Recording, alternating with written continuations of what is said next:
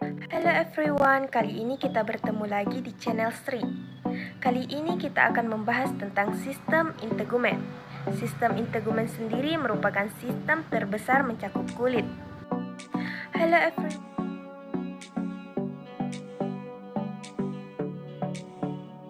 Struktur kulit di sini terbagi atas 3 bagian.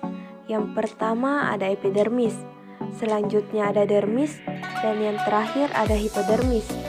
Pertama, kita akan membahas lebih lanjut mengenai struktur kulit terluar yaitu epidermis. Epidermis di sini seringkali disebut dengan keratinoid, dan bagian ini seringkali kita jumpai pada saat kita perawatan kulit, sebab kosmetik dipakai pada area ini.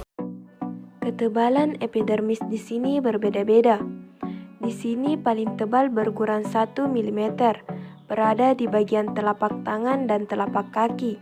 Kemudian paling tipis berukuran 0,1 mm terdapat pada kelopak mata, pipi, dan perut. Epidermis di sini melekat erat pada dermis karena secara fungsional epidermis memproduksi zat-zat makanan dan cairan dari plasma yang merambat melalui dinding-dinding kapiler dermis ke dalam epidermis.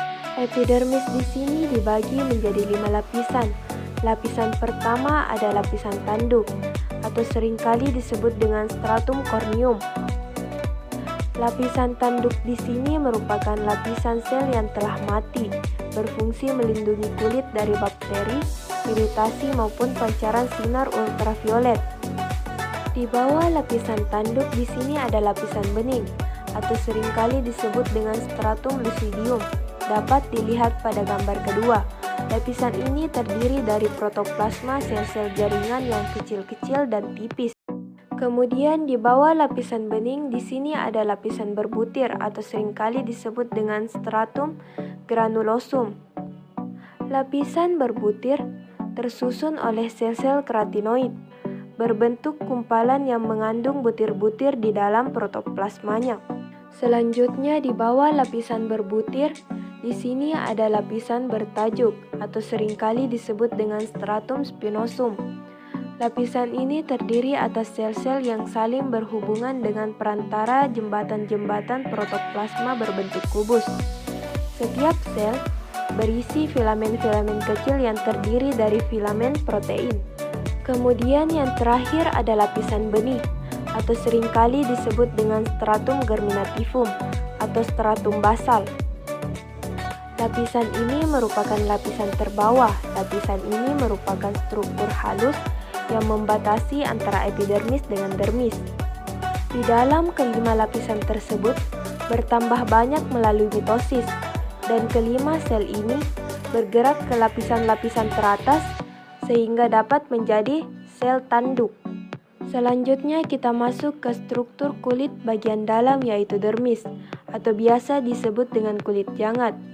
Merupakan bagian kulit yang banyak mengandung kelenjar keringat, kandung rambut, kelenjar minyak, pembuluh darah, dan ketebalan rata-rata kulit jangat antara 1-2 mm.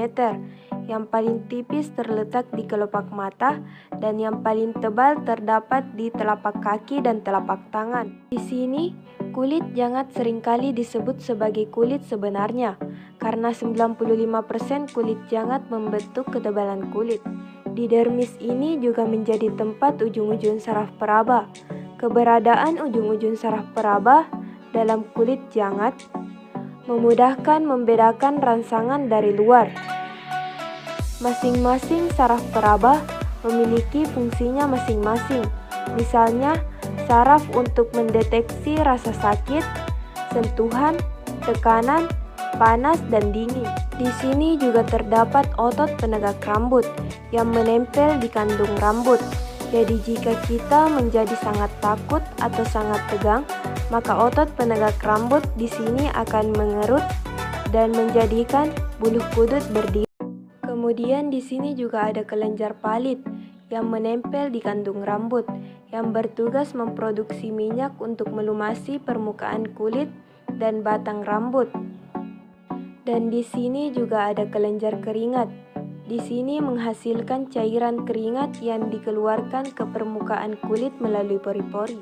Di permukaan kulit, minyak dan keringat membentuk lapisan pelindung yang disebut dengan sawar asam dengan nilai pH sekitar 5,5 sawar asam, yang merupakan penghasil alami yang efektif dalam menangkal berkembang biaknya jamur, bakteri, dan lainnya di permukaan kulit. Kemudian di lapisan kulit jangat terdapat dua macam kelenjar, yaitu satu, kelenjar keringat. Kelenjar keringat ini berfungsi mengatur suhu badan dan membantu membuang sisa-sisa pencernaan di dalam tubuh kita. Di sini ada dua jenis kelenjar keringat, yaitu kelenjar keringat ekrin. Kelenjar ini mensekresikan cairan jernih. Jumlahnya di seluruh badan sekitar 2 juta dan menghasilkan 14 liter keringat dalam 24 jam.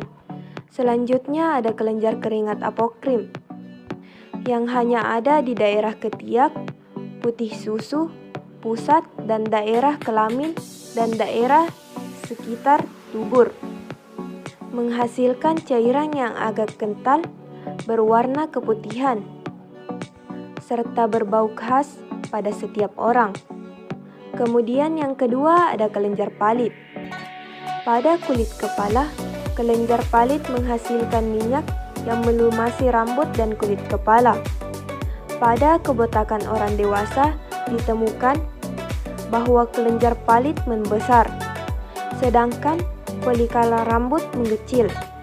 Pada kulit badan, termasuk pada area wajah, jika produksi minyak dari kelenjar palit berlebihan, maka kulit akan lebih berminyak, sehingga wajah kita mudah timbul jerawat.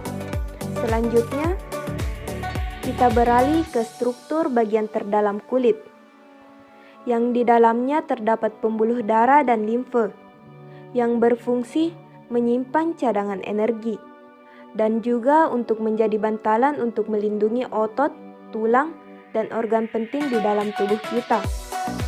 Ketebalan dan kedalaman jaringan lemak bervariasi sepanjang kontur tubuh. Paling tebal di sini ada di daerah pantat dan paling tipis terdapat di kelopak mata. Mungkin sekian materi kali ini.